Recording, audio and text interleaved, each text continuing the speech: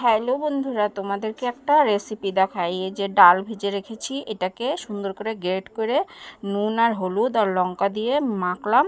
মেখে ছোট ছোট করে বড়া বানাবো। তো এই বড়াটাকে আজকে ইচ্ছা হলো মূলো, আলু আর বেগুন দিয়ে তরকারিটা করব। তো এই যে দেখো, ছোট ছোট বড়া দিয়ে দিলাম তেলে। এখন লাল লাল করে সুন্দর করে ভাজবো। এদিকে সবজিটাও কেটে রেখেছি আর মশলাটাও বেটে রেখেছি। এটার মধ্যে নিরামিষ, তো আদা জিরা আর একটু লঙ্কা দিয়ে বেটে নিয়েছি। এই যে বড়াগুলো আমার হয়ে গেছে লাল লাল করে, এগুলোকে এখন তুলে নিলাম। তো তুলে নেওয়ার পরে ওই তেলেই জিরা ফোড়ন দিব, তেজপাতা ফোড়ন দিয়ে আমি সবজিটাকে একটু হলুদ লবণ দিয়ে ভেজে নেব। ভেজে নেওয়ার পরে তারপর দিব মশলাটা। এই যে দেখো, লবণ আর হলুদ দিয়েছি, দিয়ে একটু ভাজবো।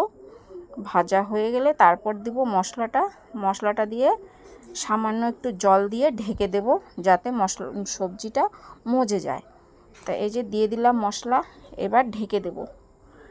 ঢেকে রাখার 5 মিনিট পরে তুলে দেখব যে সবজিটা অনেকটাই মজে গেছে।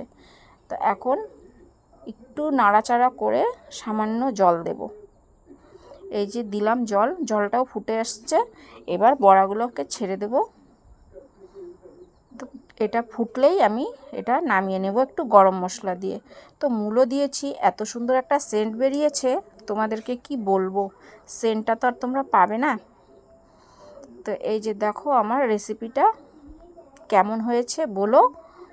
এবার নামিয়ে নিলাম। খেতে ভালোই হয়েছে। ভালো লাগলে অবশ্যই তোমরা বানাবে। টাটা।